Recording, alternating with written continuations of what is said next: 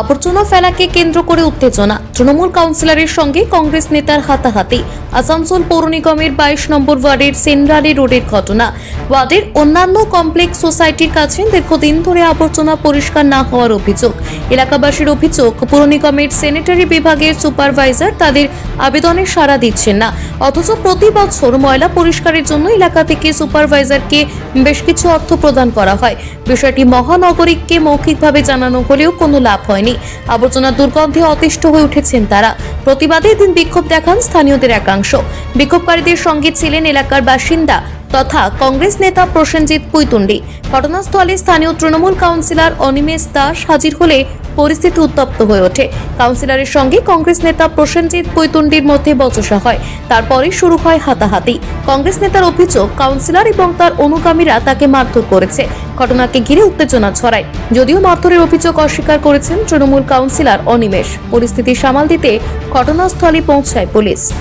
অভিযোগ অনেকদিন ধরে এটা পড়ে আছে, যেটা বলছে এইখানে সমস্ত রকম জঙ্গলগুলো কেটে এনে ফেলে দেয়। এবারে বিভিন্ন জায়গা থেকে এনে জঙ্গল কেটে ফেলে দেয়, আমরা এখান থেকে পরিষ্কার করে নিয়ে যাই। এখন এরা কি করেছে, এবার এই জঙ্গলগুলোকে নিয়ে গিয়ে এই রাস্তার মাঝখানে নিয়ে গিয়ে ফেলে দিয়েছে। এটা তো কোনো নিয়ম হলো না। আমাদের একটাই, কাকে মেয়রকে জানিয়েছে? আমি তো বড় চেয়ারম্যান, আমাকে জানিয়েছে? জিজ্ঞেস করুন। আমার বলছে যে আমরা স্যানিটারি সুপারভাইজারকে জানিয়েছি। তো স্যানিটারি সুপারভাইজার যদি কাজ না করে থাকে, তাহলে তার উপরে কাউন্সিলর আছে, তাকে জানান। কাউন্সিলরের সঙ্গে কোনো আলোচনা না করে মেয়র সাহেব এদের রাস্তা করে দিয়েছে। এক কথা বলাতে মানলো আমাদের, ওই তো আমাদের ওদেরকে গায়ে হাত দিল, তারপরে এটা হলো, ঘটনাটা ঘটলো। ধরুন কেউ যদি কাউকে আক্রমণ করে, তাহলে তো ডিফেন্স তো তাকে করতেই হবে। 12 টাকা 14 টাকা ট্রেন যাচ্ছে 80 টন লোড নিয়ে, এটা কোনো যুক্তি হলো? আমরা আমাদের এখানে সুকুমার দাস অ্যাক্সিডেন্ট করে 5 লাখ টাকা খরচা হলো, মরে গেছে বেচারা। আজকে আপনারা রোডের মধ্যে এসে বাধ্য হয়ে 3 মাস ধরে বলে থকে গেছি। কুকুর ফেলে দিয়ে যা, গন্ধ তো থাকা যাচ্ছে না। ये कचरा हम लोगों का आज 3 महीना से हम लोग काउंसिलर को बोल रहे हैं, उसके बाद में कारपोरेशन को बोल रहे हैं, मेयर को बोला गया, मेयर बोला कि हो जाएगा, लेकिन हम लोग का काम नहीं हो रहा है, साफ सफाई नहीं हो रहा है। यहाँ पर गंदा कुत्ता, गंदा बिल्ली, मरा हुआ सब कुछ यहीं पर ले आकर के फेंकता है। हम लोग को चलना मुश्किल हो गया है, हम लोग बाध्य होकर के। हाँ, चाय दुकान है, चाय दुकान का कूलर भी यहीं फेंक रहा है, चाय दुकान का कूलर फेंक रहा है।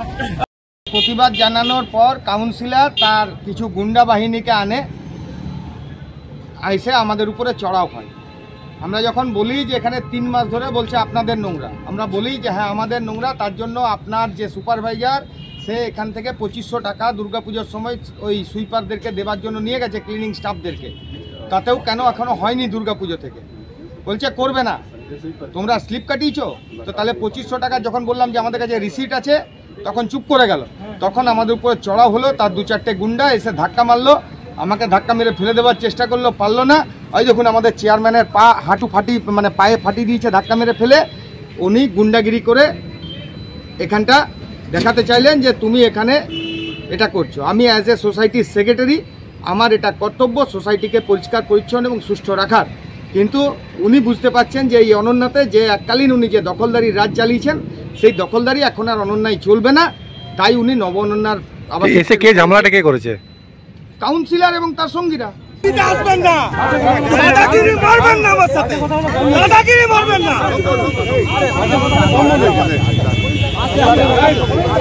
দেখবি কি দেখাবো আবার কেন দাদাগিরি দেখাচ্ছি?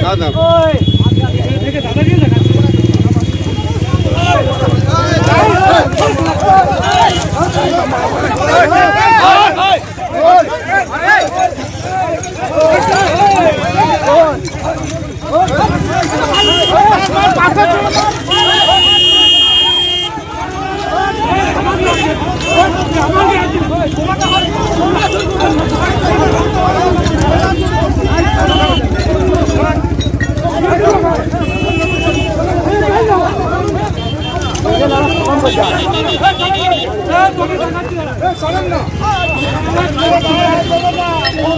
আসানসোল থেকে Soumya Ganguly report, TV news 10।